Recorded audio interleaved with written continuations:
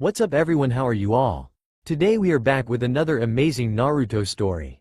What if Fem Naruto disguised as a boy? If you enjoy then please like, share and do comments. And also check the description box to original creator of this beautiful creation. Nariko awoke to the resonating sound of an alarm clock. She quickly turned off the annoying sound and got out of bed. She yawned while rubbing her still tired azure eyes. Today was the day she would get ready to start at the Ninja Academy, and the days of sleeping in were over. Although she was only 6, Nariko lived alone. She never had any parents, only the villagers who had an undying hatred for her for unknown reasons. That was all going to change though. Going to the academy would make her a ninja, and then she would become Hokage.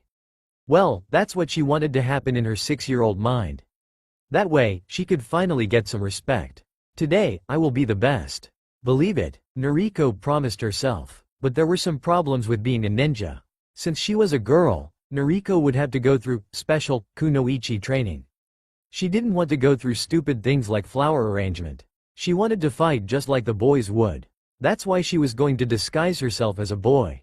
No stupid girly stuff for her. She put on one of her 5 identical outfits, black t-shirt and orange pants. Orange wasn't a cool color wig, but she didn't care. After grabbing a quick cup of instant ramen, the only food she could buy without being gypped, Nariko headed out the door without a care of how she looked. Anyone who saw her wouldn't know that she wasn't a boy. The villagers had generally thought of her as a boy before, so this made the job even easier. She just wanted to be safe. When she got to the academy, there were many students to be with their parents. Nariko suddenly felt a pang of emptiness when she saw all of the smiling happy families together. She stood in line, alone. When the line thinned, Nariko found herself at the sign-up desk in front of a young shinobi. "Hello, are you here to sign up for the academy?" Nariko nodded. "Then where are your parents, kid?" She looked to the ground. "I don't have any." "Oh." The ninja began, remembering that he was dealing with a child. "That's okay, you can still be part of the academy." "What is your name?" She hadn't thought of this. If she gave her real name, she would be enlisted as a kunoichi and then she'd have to suffer through special classes. What name could she use? "Kid, what's your name?" Nariko began, thinking quickly, "Naruto." After that, it was smooth sailing into the academy.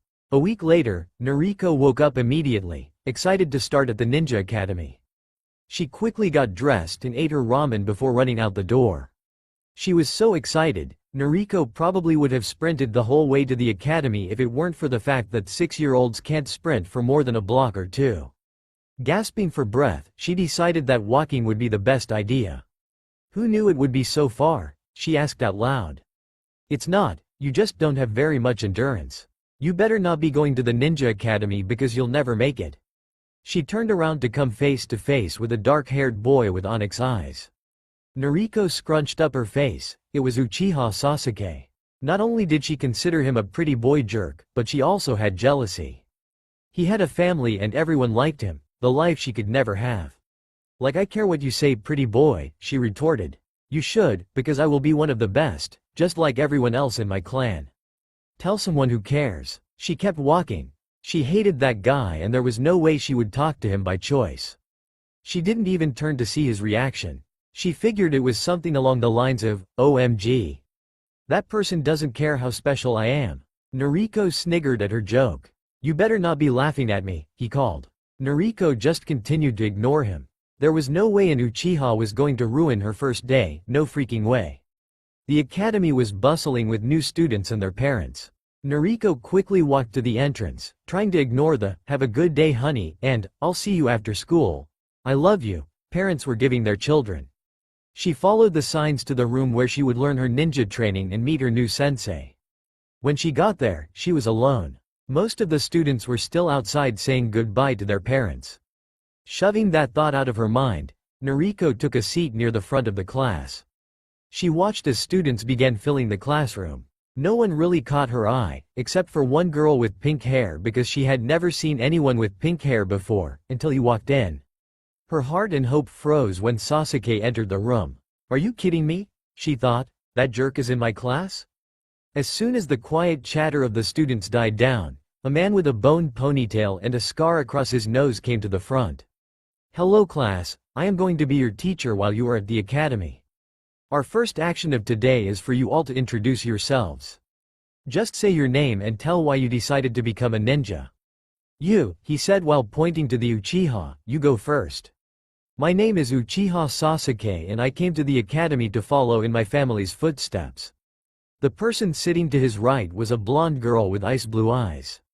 My name is Yamanako Ino and I came to the academy because I'm going to be with Sasuke-kun. Most of the class said one of those two things, most of the girls saying the latter.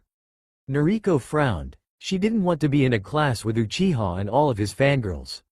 Nariko was one of the last ones, and it was finally her turn.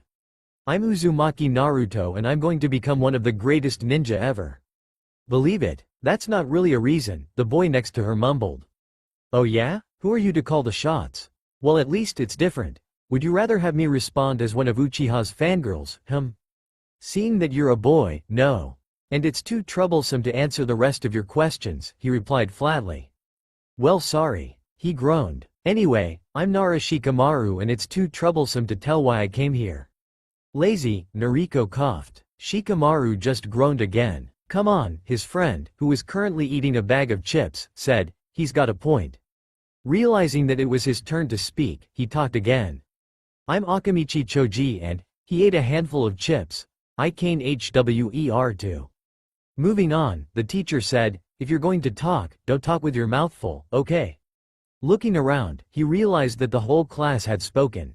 Okay, so now that you're all introduced, we'll go over the ninja basics. After that, Nariko had just tuned out, and daydreamed about the great ninja she hoped to one day become. Nariko had been at the Ninja Academy for a month and it had been dull. All they ever went over was the history of Konoha and the ninja of the Leaf Village. She wanted to learn how to fight, not learn about some old dead guy. It wasn't like the Hokage had to know why what's-his-name did whatever it was. One day, Nariko was surprised with a test. What, Iruka-sensei? Why didn't anyone tell me there was a test today? She exclaimed. Naruto, I told you all about the test 2 weeks ago and reminded you yesterday too. Oh, right. Hey, I knew that. Iruka's sweat dropped and proceeded to hand out the test to the class. Nariko's face dropped when she read the first question. Which of the Hokages is known as the most powerful? She shifted nervously as the rest of the class scribbled away the answers. I'll just skip this one, and come back to it later, she thought. But to her dismay, she barely knew any of the questions at all. There were only 10 questions in all, but she was only able to answer 3 of them. Gah, I'll never become the best at this rate.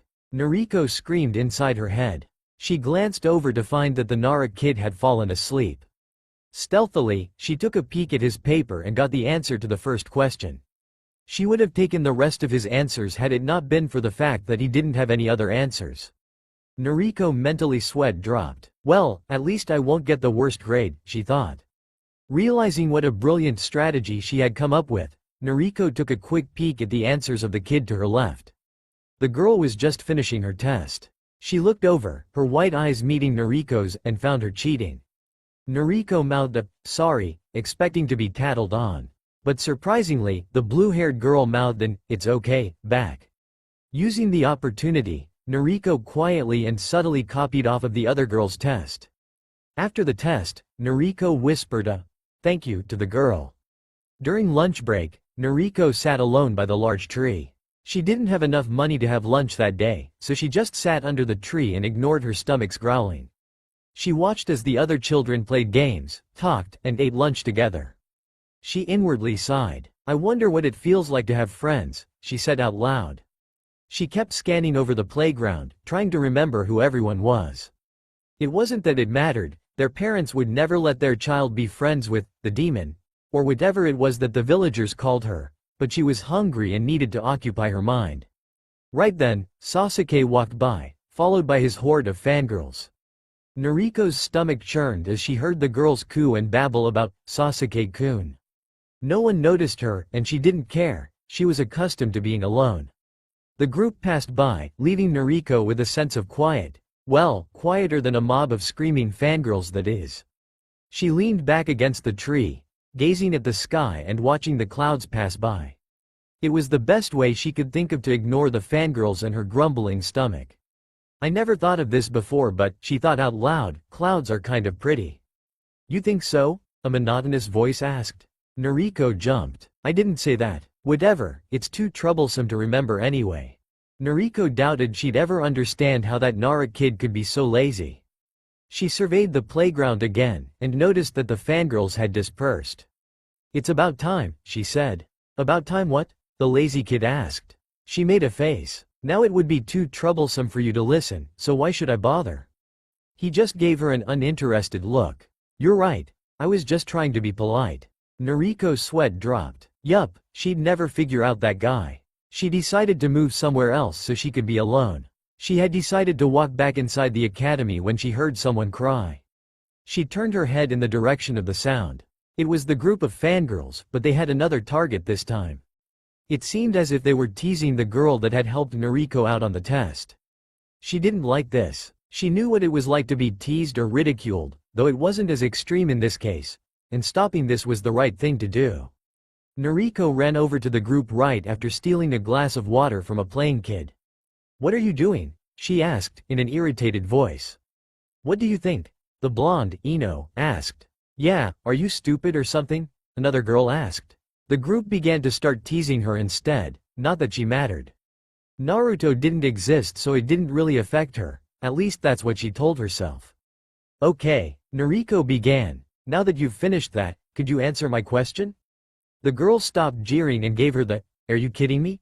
Look. And she gave back the, now tell me, look. Silence. It's none of your business, the pink-haired girl, Haruno Sakura said. So? Nariko asked, trying to get under their skin.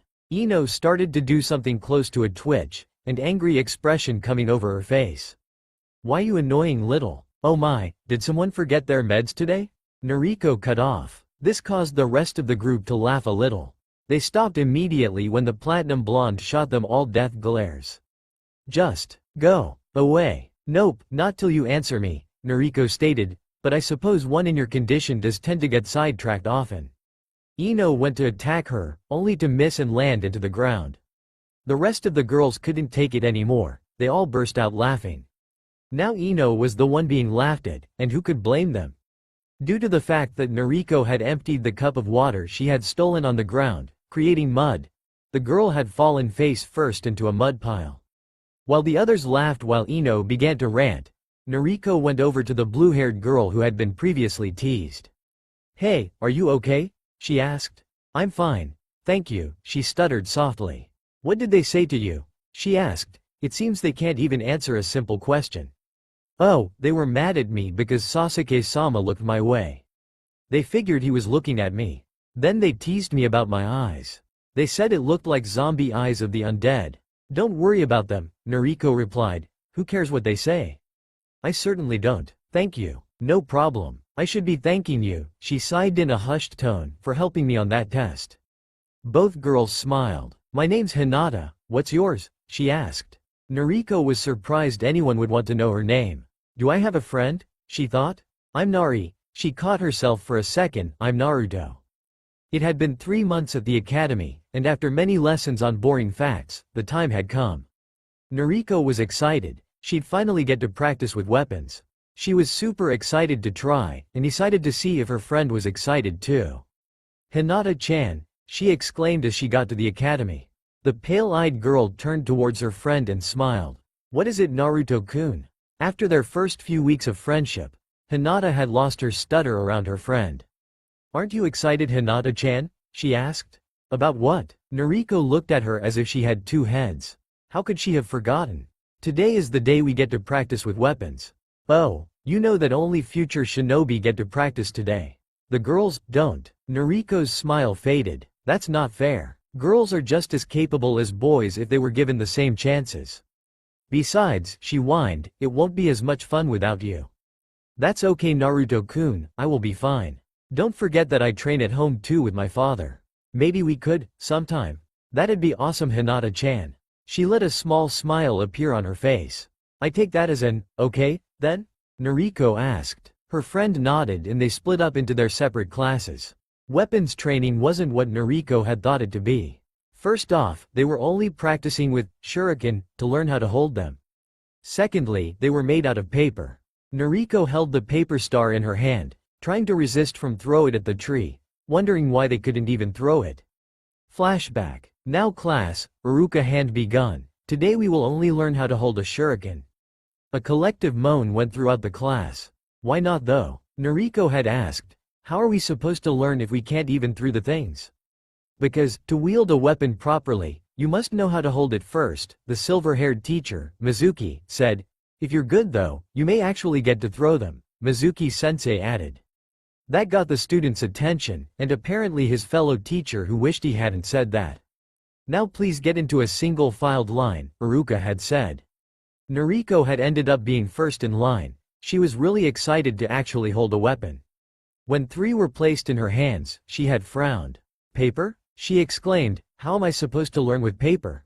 You are all still young. It's too dangerous for you all to hold real shuriken, Mizuki stated. Nariko just sighed and went to a spot to learn how to hold the shuriken. I wasn't hard. Anyone could learn how to hold a shuriken in only minutes. End flashback. And that's what had happened only 3 minutes ago. What now? She asked. I'm done learning how to hold a star. That's kind of obvious, a dark-haired boy next to her started. It was none only than Uchiha Sasuke. Oh great, it's the pretty boy Uchiha, she thought. Anyone can learn to hold a star, he finished. Well, duh. That's why I'm asking what I do next. She retorted. He narrowed his eyes. Wait a minute, it's you. You're the one who on the first day was rude to me. And I thought you were a genius. It's been what, 3 months already? And please pretty boy, don't get into a hissy fit. We wouldn't want you to feel anything but the best now, right? She asked sarcastically, earning lots of laughter from the boys around her. Sasuke growled, ready to attack. Please don't attack pretty boy, she began again, you may bruise your perfect face. That's it, he exclaimed. He threw his shuriken straight at Nariko. Since they were only a few yards apart, she didn't have time to react. Both paper stars hit her squarely in the forehead. She grumbled and rubbed the red spot. Man, I feel scared now, she laughed. You really think that'll get me hurt? Sei had had much worse. The villagers attacked her at every possible moment. They even had tried to kill her on several occasions, but somehow she always lived. She was knocked out of her thought when the raven-haired boy tackled her to the ground. The two rolled around in the dirt, wrestling to beat each other. Nariko wasn't fazed, but she didn't like having 1, dirt getting tossed into her eyes, and 2, a boy on top of her. It just was strange. Get off, she demanded. Sasuke didn't reply, he was too busy attacking her. He even threw in a few punches, half of which hit her face. Nariko decided that enough was enough. She was already getting beaten on by the villagers. This was the same thing, except she had a chance to fight back. As soon as she was shoved back on the bottom, she brought her knee up and got Sasuke right in the gut. No matter how much she hated him, Nariko was too nice to aim any lower. The wind was knocked right out of the Uchiha who rolled over. That was a low blow, he rasped. Well, I didn't come out unscathed either, Nariko replied while pointing to her swelling face. The other boys had dropped the measly paper weapons and had formed a circle around the two as they fought. Eventually, Iruka and Mizuki found the students out of place and hurried to the circle where they all were gathered. When they got there, they had seen the fight between the two. Who do you think will win? Mizuki whispered to his friend. How can you say that? We have to stop them, he whispered harshly back. Just let them get it out of their systems. Boys will be boys. I think that the Uchiha will win. What about you? Realizing that his friend was right, Iruka replied, I think that the Uzumaki kid will win. You always pick the underdog, don't you? Just then, both of the children got up from the ground. Sasuke wasn't done though, he would not lose to a fool. He went through the hand signs to his jutsu. Oh, no, both of the teachers thought at that moment, but it was too late. Fireball jutsu, Sasuke yelled. Sasuke scowled at the hospital ceiling. He had been there for almost 2 days now, and something was bugging him. No, surprisingly it wasn't the hordes of fangirls visiting him every hour or so. It was the fact that he had lost to some Green Academy student, not to mention that Itachi took every chance he could to point it out to him. I can't believe I lost, he exclaimed in his mind once again. I thought I had him for sure. Many had wondered the story behind the fight, but no two theories were the same. Some said that Sasuke tried to kill Naruto, and when he let his guard down he got pounded by his victim. Many others though, aka the fangirls, said that he used his amazing skills, but got beaten by the teachers for hurting Naruto, because he's just too good to be beaten by anyone. The second was the more popular one, seeing how many fangirls there were, but it was far from the truth. Sasuke blessed his luck that the truth didn't get out. Flashback. The fireball had come from Sasuke, a large attack from someone of an age where chakra couldn't be accessed. Both Iruka and Mizuki had run to stop his attack, but they hadn't gotten there in time. The fireball was sent blazing towards the blonde, who had no time to react. From where he could see, Sasuke stared wide-eyed at his attack, which consumed his opponent in flames as he fell to his knees from using so much chakra. If he had the strength, he would have punched himself for such rash action. He had actually prayed that he hadn't killed anyone. When Sasuke had opened his eyes, there was a person where his fireball had hit. He was blackened to say the least, but not mortally harmed. But the most important thing was the pair of glowering cerulean eyes, showering hatred upon the Uchiha. Surprisingly to everyone around, and even Sasuke himself, when Naruto wasn't dead, his hatred came back again. The Uchiha hadn't won, so he then wanted to. The emotions from only seconds ago were replaced once again. But before he could move, the blonde sprinted forward and elbowed him on the head hard, pushing his face into the dirt. "Take that," he had yelled. Using the last of his might, Sasuke got up to fight back, but was forced back down by the very angry blonde. Sasuke, being an Uchiha, pushed his limits and kicked his burned opponent right in the area.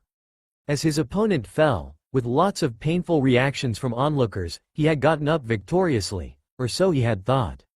The blonde jumped up from the ground and slammed him in the jaw with his fist. Sasuke had been surprised that someone from a non-ninja family could hit so hard. "You loser," the blonde had yelled. "What were you thinking?" He hadn't responded. "Oh, that's right. You weren't you hard-headed Uchiha." It was then that he roundhouse kicked him in the stomach, sending the new victim into a tree. From what he could tell before fainting, Sasuke could have sworn that the blonde had a surprised expression before running away. End flashback. And he had been in the hospital ever since. He would have gone home after a few hours except for the fact that one of his ribs was fractured. Of course, being an Uchiha, he was healed by a high-ranked medic nin. But no one outside the family would find that out, especially to the fangirls. That would mean sympathy and gushy stuff. Definitely not what he wanted at the moment. "When I get out of here, you're going down Uzumaki." After the fight, Nariko hadn't gone back to the academy, or the day after. Something strange had happened, and she needed to figure out what. Back during the fight, she was certain that she was surrounded in that fireball, but she didn't burn. It was as if the fire couldn't burn her at all. And what was stranger, she had amazing strength, enough to put the Uchiha in the hospital. It felt vicious, yet familiar at the same time. Nariko had been so mad, she had seen red, literally. "What happened yesterday?" she asked. "Everything is so confusing." Sometimes, Nariko just wished that someone could be there to help her through life, at least one person who she could talk to. Hinata was her friend, but she had a rich family with a history. She couldn't possibly understand, no matter how kind she was. But just as always, no one was there to answer her. Just then a knock came at the door. "Probably the landlord who wants me to leave," she grumbled. She got up from the floor and opened the door. She was surprised to see a shinobi at the door. It was lucky for her that she never looked like a 6-year-old girl should, or her cover would have been blown. "Yes?" she asked. "Hokage-sama would like to see you, boy." His tone was harsh, not that it was unusual. No one in the village was ever nice to her. She had 6 whisker marks on her face to prove it too. "Yes sir," she said while bowing, not wanting to get in trouble. The Hokage's office was an unfamiliar place. Nariko had never done anything wrong to her knowing, or anything outstanding, so she had never been to the place. In fact, she had never even been near the Hokage tower. A young kunoichi ushered her into the room where the old sandame was waiting for her. Nariko took a seat in front of the old man. "What is it that you want, Hokage-sama?" she asked politely. "Please, relax. You don't have to feel intimidated around me, Nariko." Her head perked up in shock when her real name was used. "Yes, I know your real identity. I've known all along actually." She stared blankly at the floor, waiting for her punishment. "And you've done well, which is why your secret is safe with me." Nariko's eyes jumped from the floor to the smiling old man. "Really?" she asked. "Yes, of course. Especially after you put that arrogant Uchiha in his place. All ninja are talking about it. For all the skill and good that family has and is, they still have that one trait that comes with them no matter what. That doesn't give him the right to try and kill me though. No, it doesn't, but you must understand. He's only trying to do his best, especially when he had a prodigy of a brother. Nariko immediately frowned. No, I don't understand, she replied flatly. I've never tried to outshine anyone, especially not a sibling I don't have. An awkward silence followed. I'm sorry Hokage-sama, but I feel that I must leave, she said while standing. Not so fast, he said, I called you here for a reason. Nariko nodded, trying not to put dislike in her eyes. Of all the people I've asked, I can't seem to get a straight answer from anyone concerning your little fight with Sasuke. Would you please tell me the details? Her expression softened, and a smile crept on her face. I'd be more than glad to. The next day, Nariko went back to the academy. As she passed, conversations stopped, and gazes fell on her. Of course, she didn't care much about that. Hinata gave her a worried look. Nariko just gave her a big grin. Upon entering the classroom, she was looking for one person in particular. Hello Uchiha. The raven-haired boy's head snapped up to glare at the blonde. Hello Uzumaki, he growled. So, what do you think Hinata-chan? The blonde asked her friend during lunch. I don't know Naruto-kun, she replied. They had only been talking about school and what had been happening since the classes were split apart in girls and boys. But strangely, Hinata had started to stutter around Nariko again. Are you okay? Nariko asked. You've been stuttering lately and… It's nothing Naruto-kun. If you say so, who is she to judge her friend? The bell rang, and all of the students were ushered inside for lessons. Naruto-kun? Hinata asked shyly. Yeah? Do you want to do something later? Okay, but we can't go over to your house if that's what you're thinking. Your father doesn't exactly like me. Flashback. You had to meet my family Naruto-kun, Hinata said one day. Why? Nariko asked just out of curiosity. Well, she said blushing for some reason, you should meet them. We are friends after all. Not understanding, Nariko used her tactical move when around people she could trust not to attack her. She smiled and nodded. And because of that, after the academy let out, Hinata pulled her to the Hyuga mansion. The blonde's blue eyes widened at the sheer size of the complex as its shadow loomed over her. Her apartment looked like a mouse den compared to it. This is where you live? She asked. Hinata energetically nodded her head while dragging her still surprised friend to the door. The blue-haired girl unlocked the door and walked in. Hello Hinata-sama, a maid greeted. While Hinata talked to the maid, Nariko took in her surroundings. The whole house was furnished richly. Even the walls were furnished. It sure beat the one-roomed dingy apartment that she owned. After some time, Hinata dragged Nariko out of her trance. Let's have you meet my father. Once again, the blonde was pulled down the hall, up some stairs, and down even more hallways. After the first few hallways, Nariko didn't even pay attention to her surroundings anymore. How many hallways are there? Hinata shrugged. A lot, but we're almost there. Now we're in the East Wing. That's where father is after school on Thursdays. Nariko just gave her the, okay, look in return. Finally the two came to a door and Hinata knocked. Who is it? A voice asked. It's me, Hinata, she replied, and I brought my friend, like I told you I would. Then come in. She did as told and came in with Nariko in tow. Who is your friend? Hyuga Hiyashi asked. This is Uzumaki Naruto. He's my friend at school and always sticks by my side. Nariko would have gladly given her usual foxy grin, but she knew how strict Hinata's father could be. Instead, she bowed and went through a generic formal greeting along with being humble. Knowing how important the Hyugas were in Konoha, she wanted to take all precautions. But it all went to waste. Just then, another came in. It was a long-haired boy who looked to be around 7. Hiyashi-sama, who is this? He asked. This is Hinata's friend from the academy, Neji, who she has brought here. Neji just stared at her for a moment then narrowed his pupil-less eyes. I recognize you, he began. You're the one who beat up the Uchiha. Nariko mentally froze. This was bad. However, Hiyashi merely piqued a look of interest. Is that so? Neji nodded. Yes. This boy unjustly attacked the Uchiha. Nariko was taken aback. That is not true. She replied back, he was the one who attacked me. And it was with a giant fireball too. There was a silence, and Nariko remembered whose presence she was in. My apologies for exclaiming like that. But Neji wasn't through yet. It was as if he didn't like the blonde at all. I hear that you were insulting his clan. Now that is what made Hiyashi angry. He didn't show it, but Nariko could tell by the shivers going down her spine. Well, he was acting all arrogant, like the rest of us were worth nothing. The rest of the visit, which lasted only a few more minutes, was quite awkward. End flashback. I don't think so, Naruto-kun. It was just a bit. Maybe I should go over your place instead. Nariko shook her head. You wouldn't like my home. The people there aren't so friendly. You probably wouldn't understand. Nariko quickly regretted her words after seeing the guilt written on her friend's face. I mean, everyone likes you and your family. Nariko shut her mouth. She just couldn't say the right words. That's okay, Naruto-kun. Nariko wanted to refuse, but the look of hope in Hinata's eyes forced her not to reject. Maybe she should have. After class, Nariko quickly went to leave the classroom until she was stopped by Uchiha. Move, Nariko bluntly said. Sasuke smirked. I don't think so. Nariko sighed. If he was still mad about that incident weeks ago, then she would have to. I'm not moving for you, Baka. What? Nariko exclaimed. My grades are just as good as yours. Sasuke smirked again, which was really getting on her nerves with all the smirking he did. Not that kind of stupid, Baka. Then what is your problem? You don't know? I'm doing you a favor by telling you this. Nariko sighed again. Will you just get on with it?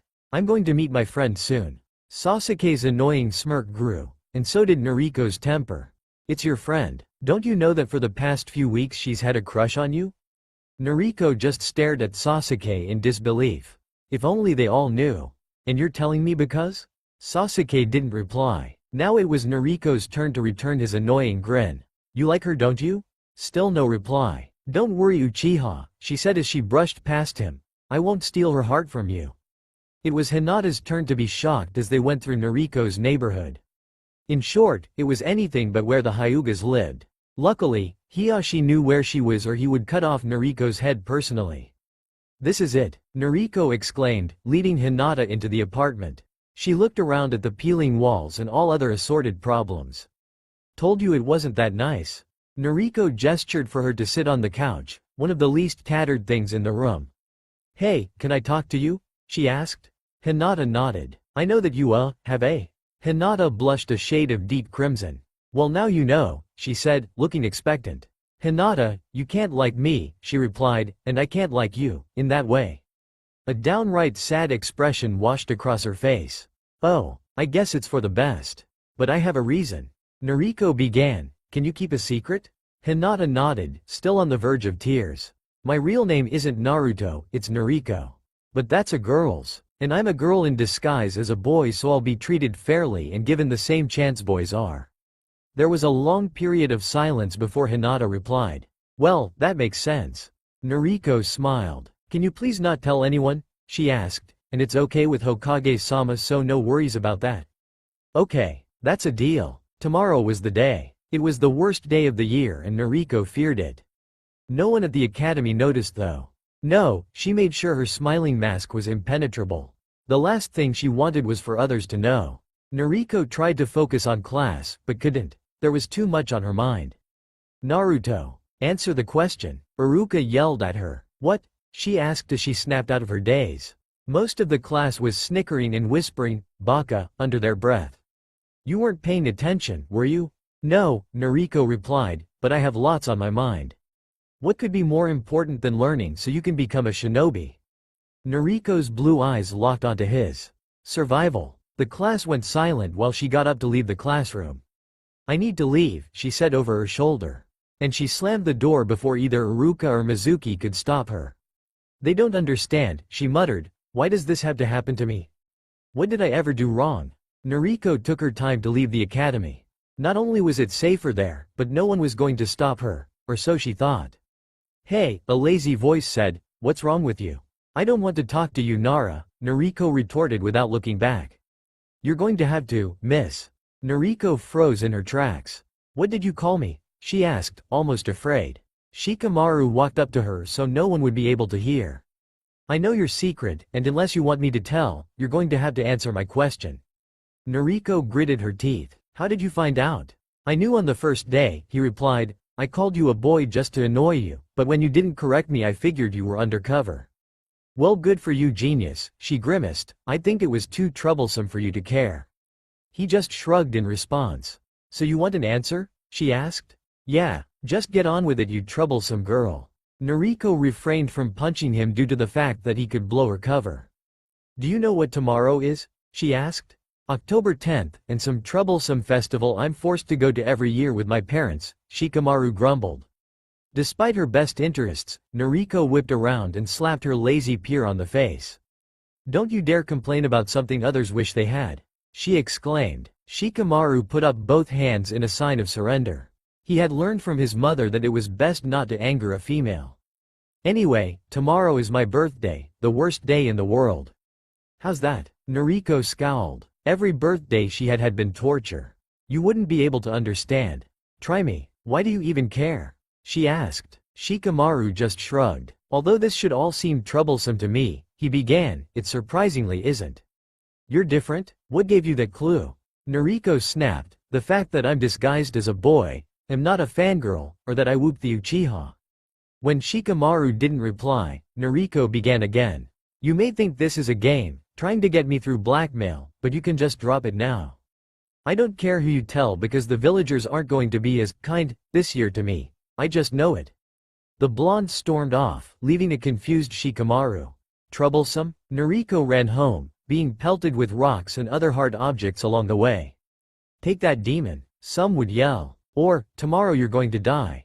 They always were like this around her birthday and she had no clue why. It was obvious that the village hated her, but it made no sense.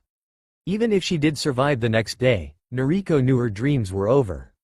That Nara kid was probably going to tell the teacher. Then there'd be no point. Maybe this year she would actually let the villagers get her. No, she screamed in her mind, I can't give up. That's just not me at all. But she still doubted that she would be able to keep the life she had, the closest thing to happiness she had ever gotten. What do I do? She asked herself. She was alone, except for her one friend, but Nariko didn't want to tell Hinata about her life. Nariko was poor and hated among the village while Hinata was exactly the opposite. There was no way she'd drag her only friend into the mess she called life. That was when an idea struck her. Nariko knew what she had to do. The next day was filled with joy and happiness for the citizens of Konoha. The festival of the Kyuubi's defeat was even bigger than it had been the year before. The adult people were with their families and rejoicing more than ever before. That was because most of them knew that the monster was going to die that night. It was almost dark, and the festival was just getting started. Shikamaru was running through the city, trying to escape his mother. He hated family events, they were just troublesome. Why am I always sucked into these things? He asked out loud. In less than a minute, he was lost in the poor section of town. How troublesome, he muttered. But looking around, he couldn't see anyone. He had figured that they all had gone to the festival until he saw a mob converging around an apartment building. But it wasn't a regular mob. This one looked ready to kill whoever they were after. Deciding that this was important, Shikamaru went up to a not-so-violent-looking person. What's going on? He asked. Go away, kid, the woman yelled, it's not safe for you. Who knows what the demon may do to people who get in its way? Demon? Shouldn't the Anbu do something about this instead? The woman scowled. Hokage-san does nothing about it and claims that it is a human child. Now scram. He didn't have to be told twice. Shikamaru ran until he hit a shinobi coming forward. I'm sorry, Shikamaru said. Just get out of here, kid, a dark-haired man replied. He nodded and kept moving until he hit and knocked over a brunette about his age. The shinobi kept walking towards the apartment complex. Move it, people, he commanded. There were shouts of protest until they saw the man's expression and a bunch of explosive tags in his hands. Then they all cheered. In only moments, part of the apartment blew into flames. Watch where you're going, Shikamaru said to the girl. She gave him a death glare before standing up again. What do you think I was doing? I have to leave now, so don't try to stop me. He shrugged, not really caring, this whole thing was troublesome. Just then a big explosion of flames came from the apartment building where he had just been. The girl's eye widened at the sight. See? She began, I have to leave. Shikamaru didn't argue, but something was familiar about her. It was her tone of voice, it sounded like, Naruto? He whispered, or, whatever your name is. What do you want? She whispered harshly, I have to leave before they find me. Before he could answer, she ran off. Still in his confused state, Shikamaru followed. What's going on? He asked as soon as he had caught up to her. You saw that explosion? That was my apartment. His eyes widened. You're kidding. No. Birthdays are bad, but they've never blown up my home before. Is this what you meant yesterday? When she didn't reply, he took it as a yes. So, what are you planning to do? He asked. I'm not sure. I had planned on disguising myself to get away and hide out for a few days. I was going to go to Hokage-sama, but seeing how a shinobi blew up my home. The two stopped running soon afterwards since it had been almost 3 minutes. Now they both were in the center of town.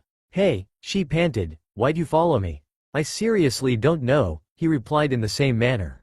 After they regained their breath, Nariko said, I should leave now. I can't stay in one place for long, especially on my birthday. Why does your life have to be like this? Shikamaru asked, you should find a solution. She turned, her blue eyes yet again locking in others. I'm going to become the best ninja ever, believe it. Troublesome? You have to plan this out more thoroughly. You need to know what to do now. Why, what would you do, Nara? But at that moment a villager pushed through the crowd and shouted, there. It disguised itself as a girl. Looks like they saw through your masquerade, Shikamaru said. Nariko just nodded before taking off, with the Nara in tow. Why do you keep following me, troublesome boy? I want to help. How can you possibly help? She asked. I know where you can hide. They'll never look at the Hokage mountain, come on. Nariko had never been to the giant monument before in her life. She saw the past Hokages as people who never protected the small people. Never before had she been saved from her more than weekly beating or from her past birthdays. Yes, the Sandaime had given her a home, which was now burning, and some money for food and such, but he never truly gave her help. Now, some boy she had never really known saved her from the angry mob. What next? An unknown being would come to whisk away all her problems. No, that couldn't happen. Here we are, he said as soon as they reached the top. Not many come up here seeing as how you can fall. Thank you, she said. Appreciations and stuff is too troublesome. Nariko was too busy wondering about her future to care that he had muttered his annoying catchphrase. Hey, he began, what's your real name? She glanced over to him, rubbing the last dirt out of her hair since she had been discovered.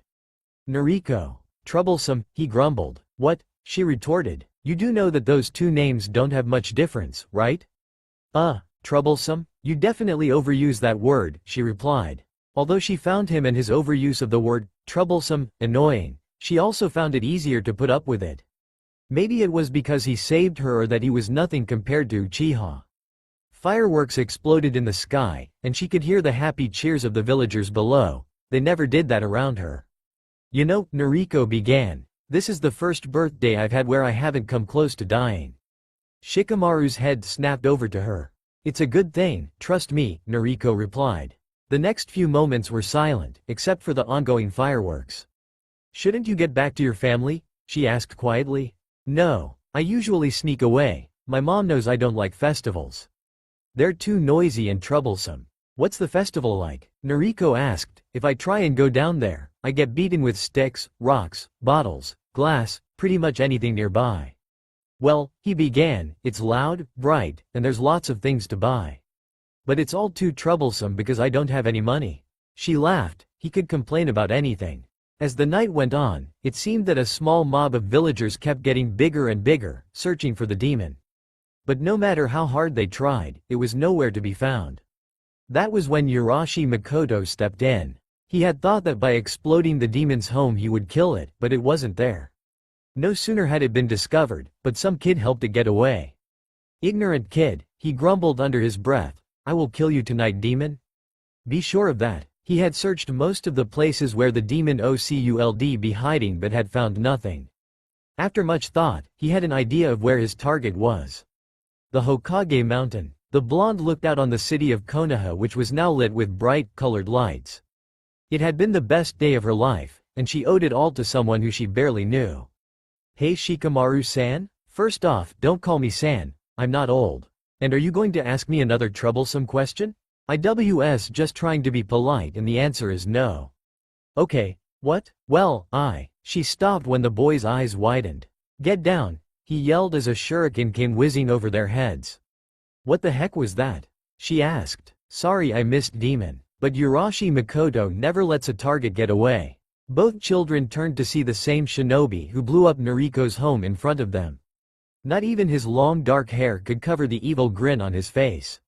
"What do you want?" Shikamaru asked. "He wants to kill me," Nariko calmly replied.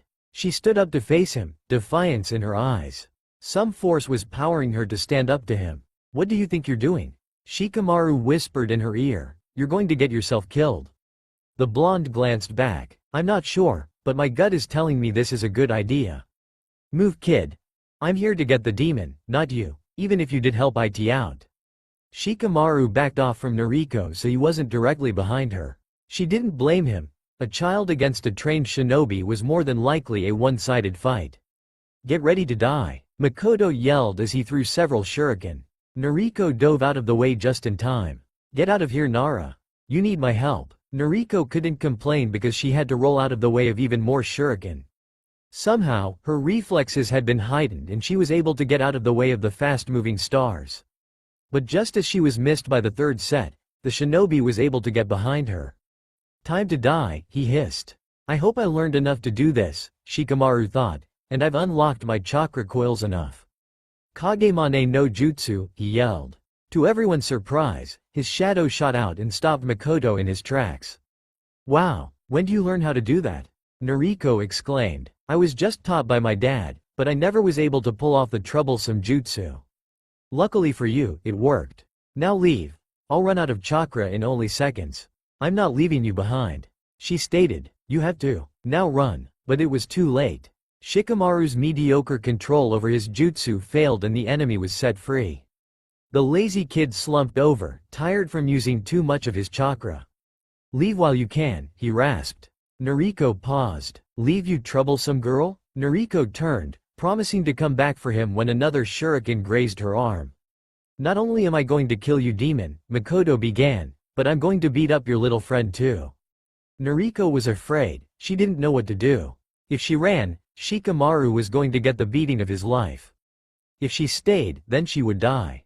"What do I do?" she frantically asked herself. "You seem to need some help." An unknown voice echoed in her head. It was a dark feminine voice, yet it wasn't totally foreign. "Who said that?" Nariko said out loud. "It seems the pressure is making you go insane, demon." "Don't worry, it won't last much longer," the shinobi teased. "Do not talk out loud, kid. All shall be explained shortly after we dispose of this human." Nariko went to respond, but the ominous voice stopped her. "Listen to me when I talk to you. I am Kyuubi no Kitsune and I live inside you. It was I who saved you from that fireball because if you die, I die. And I don't know about you, but I don't feel like dying anytime soon." Makoto made it possible for this conversation to go on because he was slowly advancing, trying to instill fear into the blonde. Her expression was fearful, but it wasn't of him.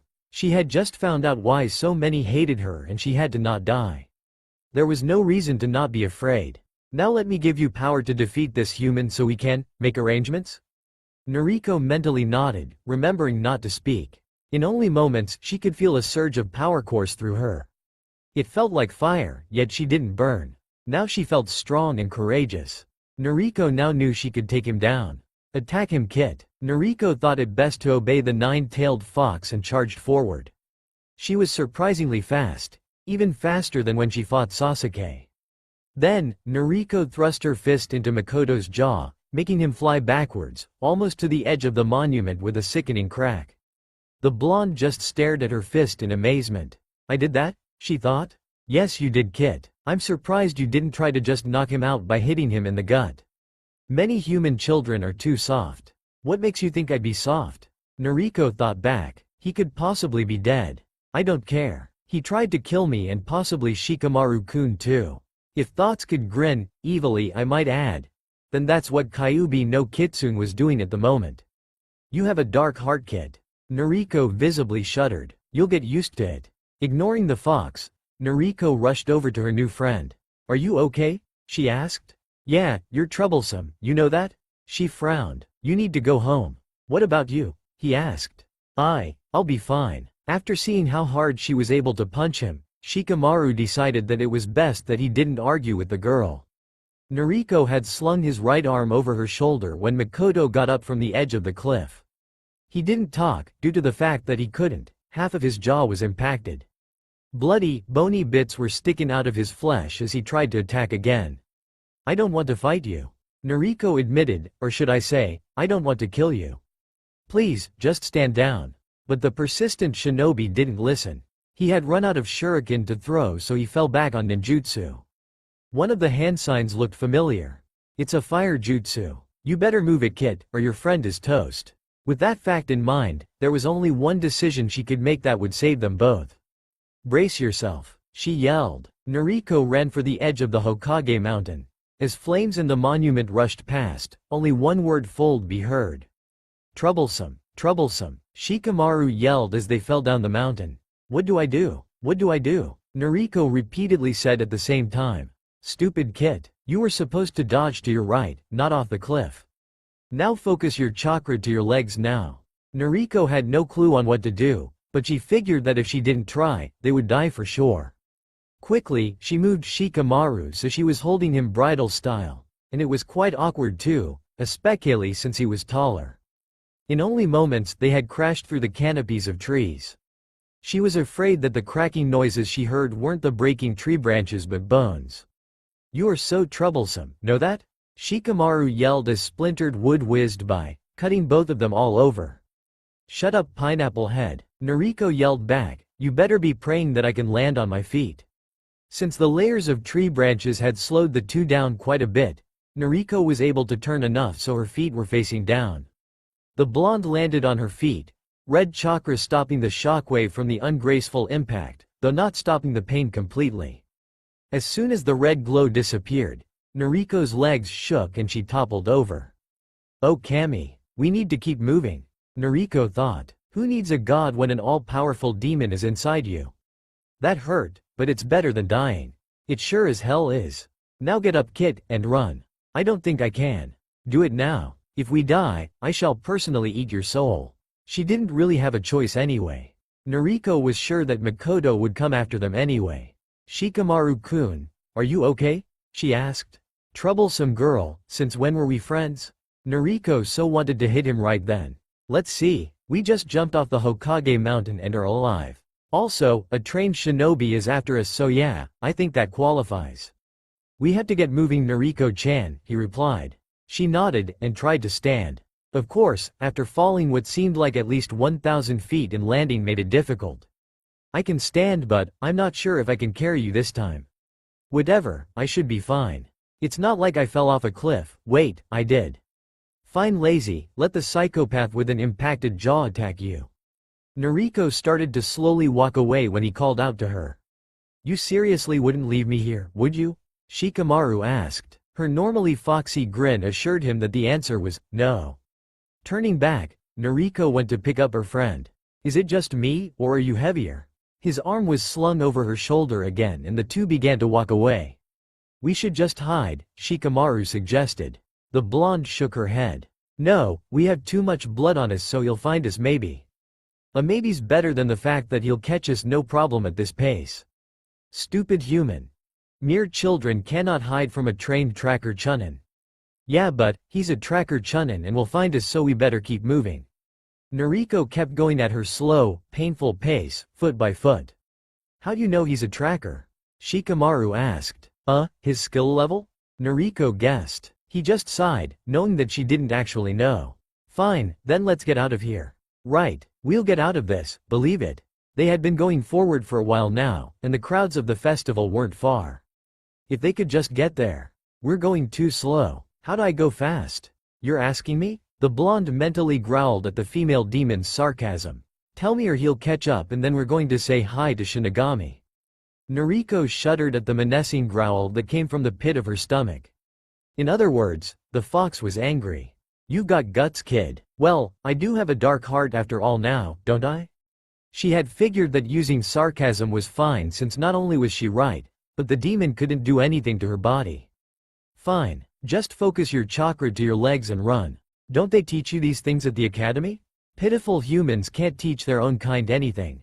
Nariko focused what chakra she could, using the limited control she had to her legs. Praying that it would work, she began to run. But she had no clue what would happen, and that one step sprang her and Shikamaru into a tree. What the heck happened? I tried to go faster. Well, it would help if you didn't slam into trees. Looking at the tree, she noticed that there was a large dent into where they had impacted, including some blood. She just whispered a, "Hey," as she tried to take off again. "Here goes nothing," and off they went. This time, they barely missed another tree. Although both of them kept getting hit by various branches because of Nariko's lack of control on where they were going. Which did not make a very pleasant Shikamaru. They were making excellent distance. "See? I'm getting better," Nariko stated as they went through a spiderweb. "Barely," Shikamaru mumbled. "Well, we're going faster than if we were walking, even running." "Aren't you getting tired from chakra exhaustion?" he asked, "like I did?" After a moment of silence, she replied, "Yeah, now that you mention it, you ran out of this chakra stuff pretty fast." "Well, Kagemane no Jutsu takes a lot more energy than saving us from going splat off a cliff?"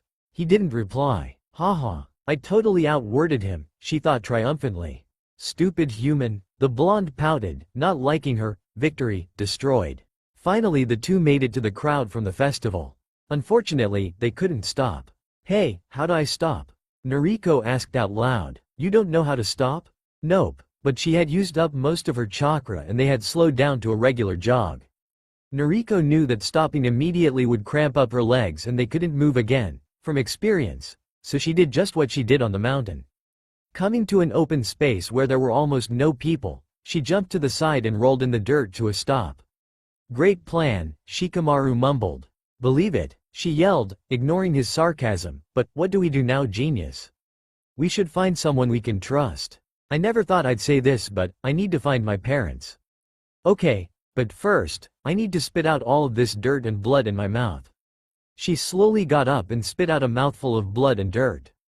"That's just disgusting, you troublesome girl." Nariko pulled out her foxy grin again. "Could you refer to me as Naruto, please? I'm still trying to keep my cover as a boy. After all of that, you're still going to disguise yourself?" "Yup. This birthday is just more life-threatening than the others because an actual ninja has tried to kill me. Oh, and don't forget that my home blew up. You're taking this well. I hate my life," she said matter-of-factly, "except for being a ninja. And if I lose that, then there's really no point in living. You wouldn't have the guts to kill yourself, not that I'd let you." "Stop interrupting," she harshly whispered. "What?" Shikamaru asked. "Nothing that concerns you, pineapple head." "Pineapple head? How troublesome." She made a face at him. "It's not my fault your hair looks like a fruit, did. Troublesome. Let's just go look for my parents." The two disheveled, bloody, dirt-covered 6-year-olds walked through the streets of Konoha. Their quest to find the rest of the Nara family was a failure. "This isn't working," Nariko stated. That was obvious. They looked all over the festival grounds, or as far as 6-year-olds can look. "We should split up. And what if that crazy shinobi attacks us?" Shikamaru asked. After a period of silence, she asked, "Why haven't we just gone to your house already? Or the Hokage?" Nara, Shikaku and Yoshino were just waiting around the house for their son to finally come home when there came a knock at the door. "That's probably him," Yoshino stated. "Don't answer it, it'll teach him to stop being so troublesome during the Kyuubi festival." She ignored her husband and answered the door. She had expected her son but instead found two grimy boys who were a bit bloodied up. "Hi mom," one of them said. "Shikamaru? Is that you?" "Yeah, and this is my friend Naruto." "Shikaku," she called, "could you come here?" Nariko and Shikamaru were both getting to talking to by Yoshino. She was saying that children shouldn't wander far and blah, blah, blah. It seemed that as soon as they had knocked on the door, she had decided that it was important for them to go to the hospital immediately. Nariko didn't even get a chance to mention that the hospital never let her in. "Excuse me Nara-sama," Nariko began, "shouldn't we tell you what happened?" But the woman didn't even seem to hear her and kept on ranting. This caused both males and Nariko to sweat drop. Nariko tried to interject again, "I'm not allowed at the hospital so." But once again, she wouldn't listen. Getting her attention on one of her rants is almost impossible, Shikamaru whispered, "How troublesome." "Shikamaru," Yoshino yelled, "you listen to me when I'm talking to you." "I think they were trying to tell you something," Shikaku said. trying not to get into the mess. Like what? She yelled. Well, you said we were going to the hospital and Naruto isn't allowed. Oh yeah? We'll see about that. They were at the hospital and Yoshino went up to the lady at the counter. Your mom is scary, Nariko whispered to Shikamaru. He shrugged. You get used to it. They looked over to see an arguing receptionist and Nara Yoshino. Shikaku was making sure that he was well out of his wife's fury. The angered woman came back to her family and Nariko. They said they'll take care of Shikamaru, but not you Naruto.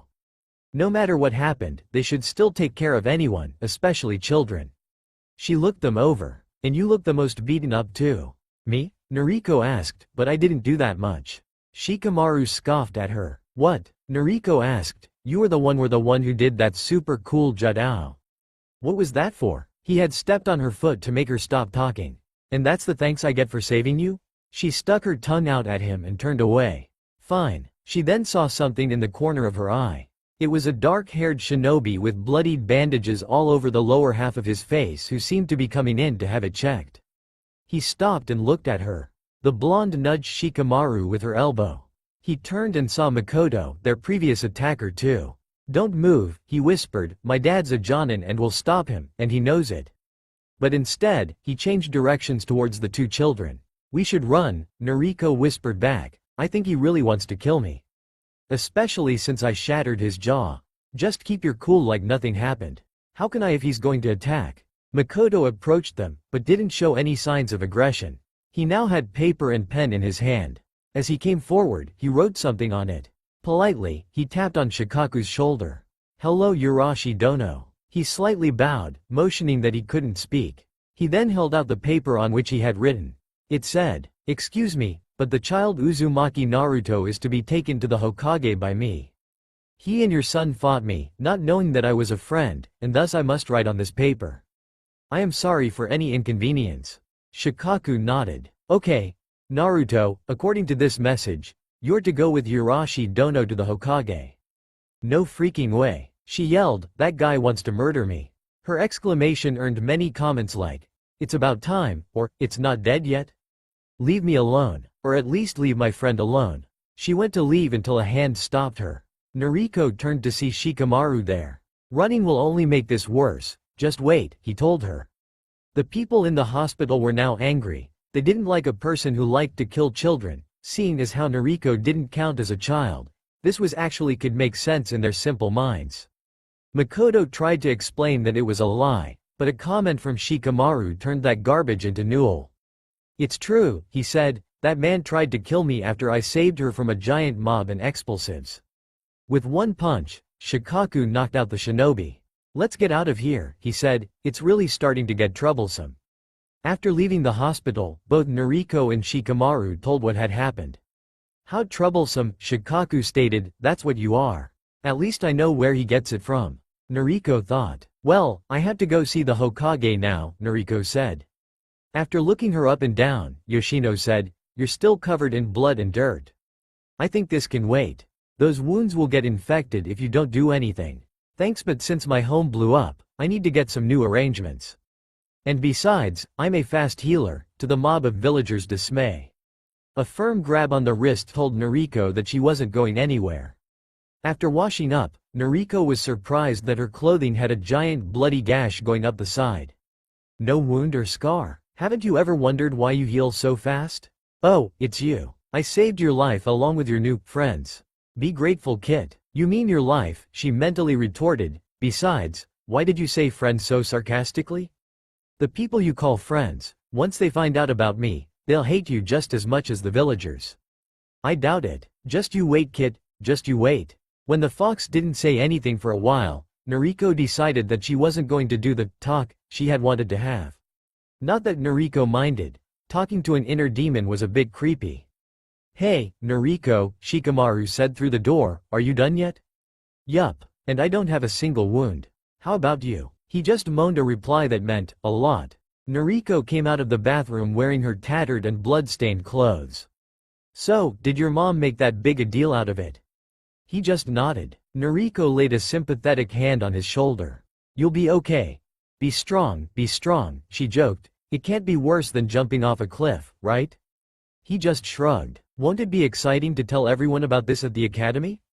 I bet we'll be even more popular than Uchiha. He just moaned again. Just don't wear those clothes tomorrow, he stated, then you'll be a drama queen and win the love of some girls for being so courageous. Nariko shuddered. She did not want other girls to have a crush on her. But it's the only clothing I own. Are you kidding? Remember, explosion? Shikamaru sighed. Tomorrow was going to be one hell of a day. Nariko and Shikamaru went to the academy the next morning, much to the dismay of Yoshino. She had gone on yet another rant on how children should not have to go to school after such a traumatic experience. And since she stayed overnight, because she had no home left, Nariko had to deal with it for a whole night. This is so troublesome, Shikamaru groaned. She glanced over, wishing he'd stop saying that. Would it kill him to say something new once in a while? But won't it be awesome telling everyone what happened last night? We'll be idolized, believe it. Would you stop saying, believe it, he asked. It gets on my nerves. The blonde pouted. As soon as you stop saying, troublesome, in almost every sentence. Shikamaru just glared and muttered, troublesome, under his breath. When they entered the academy grounds, few people noticed the two. Naruto-kun? Hinata called as she ran up to her. She looked confusedly between her friend and Shikamaru, wondering why they were together. Shikamaru sighed, not wanting to explain anything. But although he didn't have to speak, that meant Nariko would. You wouldn't believe what happened last night. Nariko exclaimed to Hinata, not thinking about the others around them. Could you have said that any louder? Sasuke mocked, along with a whole bunch of fangirls who mimicked him. Yes, I could. Now butt out Uchiha, Nariko ordered. Why you little? She waved a finger in front of him. Do I have to beat you again to make you shut up? It was actually me, you know. Just go with it, she thought. Why should I? Sasuke interrupted the secret, silent conversation. Oh please. Someone like you could never become something great, Uteme. The kids who had gathered around, oohed, when the swear was spoken. Stupid human. Yeah, besides, Sasuke began again, you fight like a girl. Shameless with no form to it, just random punches. And everyone knows that boys just are stronger. I mean, just about every great shinobi was a guy. Nariko raged alongside the Kyuubi at this statement. I'm female, and am more powerful than any who cross my path. That Gaki is going to pay for that comment. Shikamaru and Hinata eyed her, wondering what she was going to say next. I so want to pound him in the dust, that arrogant uck, she thought, and just because he has everything I don't doesn't mean he can slander me like that. Well, are you going to say anything, or are you too scared?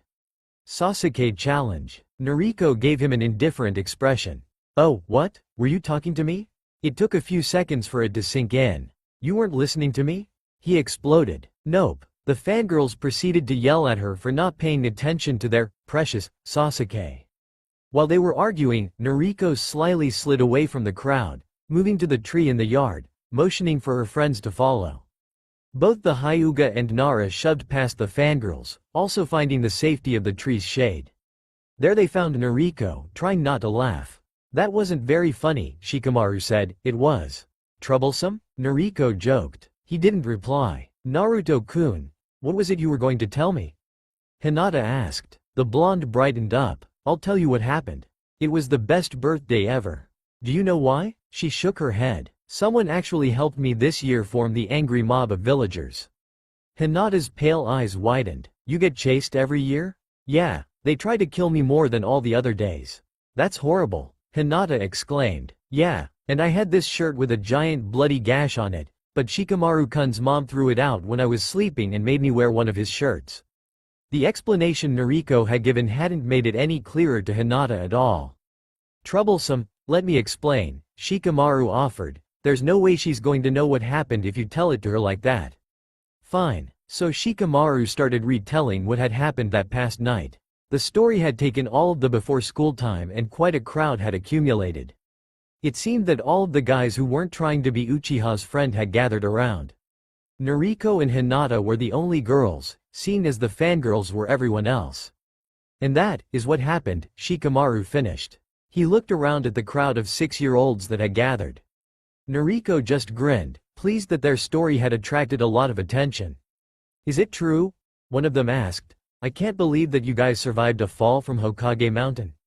It is. Nariko exclaimed, I was there. She grinned at her joke, along with a few others. Just then, the bell rang for them to go inside. All of the students went in, though unwilling to pay attention in class. It was lunch and recess time. Nariko was still frowning at her poor grade from a quiz they had just taken. A.D. I could have sworn I did better than that, she exclaimed. What did you two get? She looked between Hinata and Shikamaru, waiting for an answer. I got a B, Hinata said, looking down shamefully. Nariko's jaw dropped. How do you get such a high grade on such a hard test? She began, then looking to her other friend. Don't tell me you passed with flying colors like Uchiha or Haruno who brag like their lives depended on it. He shrugged. Same as you. Tests are too troublesome. While they were eating, a boy approached them. He had brown messy hair, along with 2 red triangles on his face, one beneath each eye. The 3 looked at him. Hi, Nariko said, breaking the silence. Hey, he said, you know what you said this morning? That was so awesome. How'd you do that? I don't think you can, Nariko replied. Besides, it involves focusing chakra and stuff. I think. All eyes turned on the blonde. What? She asked. You jumped with me, not knowing what you were supposed to do? Troublesome? Nariko let out a small, forced laugh. Stupid kid. Why do you always have to say that? Nariko violently thought back. Because I can, and it's true. Sighing, she leaned back, forgetting that she would fall off the bench. I'm okay, she said while getting up. Troublesome? Would you stop saying that? Hinata was nervous. She couldn't believe what Nariko and Kiba, the boy who had approached them, had planned. She knew she should have protested more, but the thought hadn't occurred to her then. I'm too shy sometimes, she thought. Of course, Shikamaru had said it was too troublesome to care about, so he hadn't protested either. Both Kiba and Nariko had planned a prank on Uchiha, and it wasn't very nice. Flashback. So, Naruto, do you hate Uchiha too? Kiba had asked after introducing himself. Yeah, he acts like he's so much better than the rest of us, jerk. Then why don't we play a little prank on him? A fox-like grin appeared on the blonde's face. Like what? Shikamaru just groaned and proceeded to look at the clouds. Are you sure you should do this? Hinata had asked. Both of them turned towards her. Well, duh, they both said. If you don't like it though, Kiba began. You might want to not listen so you won't get in trouble. Nariko nodded. Yeah, even if you are too nice to do something like that. But if you want, you can join. She had shaken her head. She didn't want to be mean at all to anybody. The last she had seen of the two was when they walked into the classroom a little early. End flashback. As Sasuke came inside, Nariko's snickering quickly ended. Kiba hadn't come back to class yet, so the blonde was alone in her unknown joke. The Uchiha glared at her before sitting down. Almost immediately, he stood right back up, pulling 3 bloody tacks off himself. But Nariko hadn't began to laugh, it wasn't over yet. But Sasuke didn't know that yet. He began to walk over to her, suspecting that his rival, Naruto, would have something to do with this. But before he got there, he failed to miss a tripwire. As he fell, some blue, liquidish substance in a bucket came spilling down. So they suspended something on the ceiling, Hinata thought. How'd they do that? I'm going to kill you, Uzumaki, he exclaimed. Nariko just smiled at him. You want to destroy me with fire for doing nothing again? Shameful. He glared at her, making it even harder for her to control her laughter. Sasuke tried to get up, but slipped in the oily substance. The door burst open, and in came a panting Kiba, holding a bag full of something moving. He looked at Sasuke on the floor, then to Nariko, then back to Sasuke. Kiba, get over here, Nariko said. I wish I was here to see him fall in that oil. Don't forget the thumbtacks, she added. I knew it was you. Sasuke exclaimed. Kiba walked over to the blonde, but not before slipping on the oil himself, spilling the bag's contents all over the room. Girls screamed while most of the boys, and Nariko, laughed at the girls for screaming. Frogs? Nariko exclaimed in the confusion. Why frogs? The amphibians leapt across the room, earning screams from the girls. What about this stuff? Kiba yelled back. What the heck is it anyway? Well, I was going to get glue or syrup like you planned but what? First, I have no money. Second, the villagers, never mind, frogs? This argument went between both children for a while as the girls still screamed. Well, do you have the smoke? Kiba asked. Nariko nodded. Then use it. We gotta leave this place. Kiba yelled. But it was too late. Both Iruka and Mizuki entered the room. "What is going on here?" both teachers yelled. All of the students pointed at Kiba and Nariko. Panicking, she used the smoke bombs, trying to get cover to leave. But they ended up just blowing up in their face. "You've got some explaining to do," Mizuki said to both soot-covered kids. Nariko kept running her lap around Konoha. She and Kiba had been punished for their haywire prank. It had gone wrong, that was for sure. It was funny while it lasted. Nariko thought, we should have just stuck with the tax and liquid. They had been talked to about how they were bad and should never do something like that, especially to someone who's a PRT of a respected clan and blah, blah, blah. "You're right for once, you shouldn't have tried that last part." I know, what are you, my Ka-san?" Nariko thought back. "I might as well be Yugaki. Why it had to be you I was put in is beyond me. Hey, it's better than Uchiha. Oh please, at least he's got a brain and skills. The only thing you have is a knack for retorts." Not true, she thought. The Kyuubi ignored her feeble attempt at a comeback, proving that she had no talents at all. "Hey," Nariko began, "why are you nice to me? I mean, shouldn't the Kyuubi no Kitsune be a bit more threatening?" The fox snorted at her. "You are my vessel. I only need you to stay alive." "Admit it," Nariko replied, "you don't hate me." "Ha, you got to be kidding me." The blonde sighed as she ended her long lap. She then began to walk towards the Hokage tower. She needed to find a new place to live. On the way, villagers were once again showing their hatred, angry that she hadn't died the night before. Men at the bar were throwing empty, and not empty beer bottles at her while the women corralled their children away. Nariko tried not to make eye contact, keeping her gaze on the ground. The villagers went on to call her demon as usual on her trip to the tower. She walked to the great building, ready to enter, when someone called out to her. Nariko turned to see a group of 3 men with clubs in hand. "Hey demon, yesterday you got lucky. Now we're going to get you." She went to run to the tower, when she was cut off by more of the gang. "What do I do?" Nariko asked. "They're going to get me. Remember last night, Kit?" She nodded. "It'll be the same thing, but with a few more people." "Do I have to? Is it right to fight back?" "It's fight back or possibly die. Choose." Nariko knew what she had to do. She balled her hands into fists, getting ready to fight. The man behind her attacked, swinging the stick in his hand at her head. Using some of the skills from the academy, Nariko was able to dodge the attacks. Focusing some chakra into her left hand, the blonde threw her fist into the man's face. He was pretty big, and the impact only made him fall back a few steps, but the right side of his face was bloodied up. It wasn't as bad as when she fought Makoto the night before, but it still was something. "It fights back," the leader yelled, "take your children away before it kills them." Nariko was hurt. She would never kill someone. Yes, she would beat them up, but only if it endangered herself. "Heads up Kit, one's coming after you." Nariko dove into the dirt as the leader swung his club over her head. She got up, but was quickly knocked down as the other 2 beat her into the dust. "That'll teach you," one exclaimed.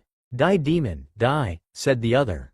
All of the villagers, and the few ninja around, cheered for her death. "Why are they so cruel?" Nariko asked. Why? Get up Kit, get up or you'll die." "I can't," she replied, "I just can't." "Do it, I'm healing you already, you'll be fine." The men let up on their beating, letting the villagers cheer at the defeat of the demon.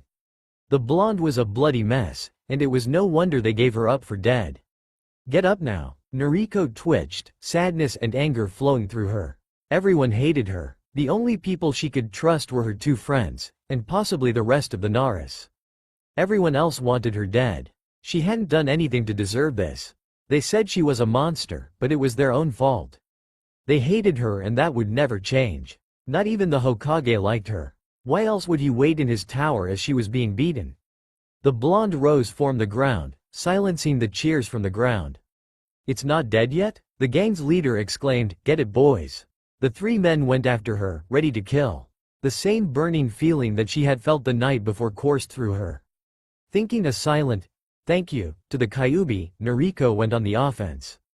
It had been pure luck that Nariko had won. Actually, she owed it all to the Kyuubi who had helped her beat the men. All 4 of them were unconscious on the ground, covered in their own blood. The rest of the villagers were furious with this outcome, wanting to attack, but not wanting to end up like the gang members. "I didn't know you had it in you." You mean you? Nariko asked. Several shinobi came up to the scene. They looked at the bloody men, then to Nariko. You, one of them said to her, did you do this? Before she could answer, angry replies formed. The crowd answered for her. Demon, he hissed, only something like you would beat up defenseless citizens and let them bleed on the street. But they were going to kill me, she reasoned, if I did nothing, then I would be dead. So? She felt betrayed again. As an orphan, the village was supposed to be like her family, and they all wanted her dead.